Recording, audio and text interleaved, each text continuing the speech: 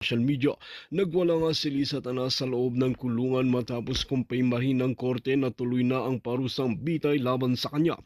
Ayon sa mga ulat mula sa mga otoridad, hindi matanggap ni Lisa Tanas ang kanyang kapalaran, kaya't nagwala ito sa kanyang selda, sumigaw at nagmamakaawa. Pinilit siyang pakalmahin ng mga gwardya, ngunit nanlaban umano ito at sinubukang sirain ang mga gamit sa loob ng kulungan. Dahil dito mas hinigpitan pa ang seguridad sa kanya upang maiwasan ang anumang tangkang pagtakas o pananakit sa sarili. Maraming netizen ang agad nag-react, sinabing wala ka ng kawala, karma is real, habang nag-trending ang hashtag tapos na Lisa Tanas sa social media. Samantalang si Kuting na minsan nagmamakaawa sa korte para sa buhay ni Lisa Tanas ay hindi nagbigay ng payag at pinakahuling balita ayon sa mga insider. Nangangamba na rin si Kuting na madamay pa lalo na sa kaso matapos napag-alaman na iniimbestigahan na rin siya ng mga otoridad. Sa kabila ng kanyang pagsisisi, hindi na magbabago ang desisyon ng korte. Walang lusot si Lisa Tanas at kailangan niyang pagbayaran ang kanyang mga kasalanan. Pinaniniwalaang sa loob ng ilang linggo ay isinasagawa na ang parusang bitay maliban na lamang kung may milagro pang mangyari. Gayon pa man, tiniyak ng korte na walang special treatment para kay Lisa Tanas at makakatanggap siya ng patas na hustisya. Iniimbestigahan na rin kung sino ang posibleng tumulong sa kanya sa pagtakas noon upang mapanagot din sa batas, samantala ang kanyang dating kasamahan sa lahat ng kanilang mga kabalbalan ay tikom ang bibig sa nangyari. Maraming tao, lalo na ang pamilya ng mga naging biktima ng mga kabalbalan, ay ang nagsasabing ito na ang hustisyang matagal naming hinihintay. Habang lumilipas ang oras, isa lang ang malinaw, hindi na makakatakas si Lisa Tanas at malapit siyang harapin ang kanyang huling hantungan. Well mga kaibigan, para nga sa karagdagang impormasyon, panoorin nga natin ang buong video. At kung bago ka pa lamang sa aking channel, huwag kalimutan i-click ang subscribe button at notification bell para lagi kang updated sa ating mga bagong video. At para sa solid viewers natin dyan, maraming salamat sa walang sawang pagsuporta. Arrest.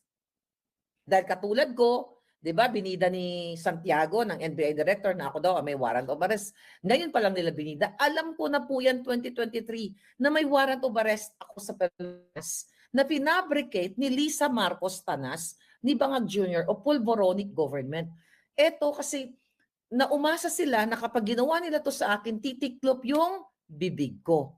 Kaso hindi nila na-anticipate o hindi nila natansya ng isang maharlika na dating sumusuporta sa kanila ay hindi nagpasindak sa kanilang mga intimidation until sabi ko nga, hanggang sa huling hininga o huling patak ng alindog ko.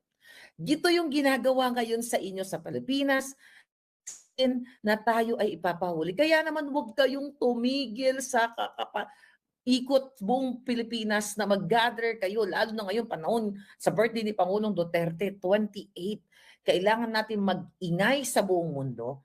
Mga kababayan, nanap ko lang yung message ng yung bago nilang ulat ng mga Jotang Ginimes. Alright, tignan natin. Okay. Alright, so ito. Ang sabi nito ng NBI, balita, hindi ligtas sa pananagutan ng mga Pilipino hindi ligtas sa pananagutan ang mga Pilipino sa ibang bansa na nagpapakalat ng fake news. Mga kababayan, ulitin natin, ang numerong unang nagpapakalat ng fake news ay ang Pulboronic government. Tignan nyo yung senior ko dyan na galing kay SAS, na ang nagla-like kay Lisa Tanas, kay Marcos Jr. ay mga Vietnamese or mga taga-Africa or whatever, mga troll account. Tapos tayo pagbibintangan, baliktad po ang mundo na ngayon. Kasi gano'n naman, ang mga bangag, yung may mga saltik, tamang hinalayan. Ang utak ng isang taong sunog na sa ipinagbabawal na gamot o ipinagbabawal na pulburon, wala na po sa tamang kaisipan. Ang tingin nila sa sarili nila sila yung tama. Lahat kayo dito na mga medical personnel o doctor na may idea sa psych, di ba, nursing. Ang mga juang, sorry po, yung mga biktima kasi, well, I'm just referring sa mga pulboronic. Ayoko offend dun sa mga biktima ng, ng mga nagkaroon ng problem, mental challenge dahil sa kung ano man. Pero I'm just talking dito sa juang na katulad ng mga bangag. Yang mga yan, you know that, ang tingin nila sa ating mga normal na tao, tayo yung may something, right? Tayo yung may something, pero sila yung juang. Ito ngayon ang ginagawa ng bangag na gobyerno. Ang sabi nito ni Santiago ng NBI na tinatakot-takot ang lecheng ito.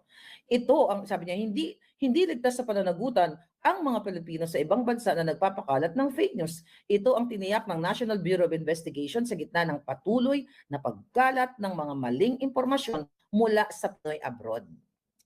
Imagine nyo, abala itong mga buwaka ng inang ito sa kahahanting sa Pilipino all over the world para daw panagutin sa fake news.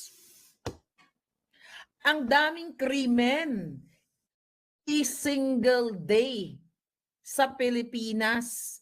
Yung mga kinasangkutan ng mga politikong tawatan, yung mga krimen, prostitusyon, yung name it, lahat na. Alam nyo na yun kung ano yung mga krimen na nangyayari sa Pilipinas.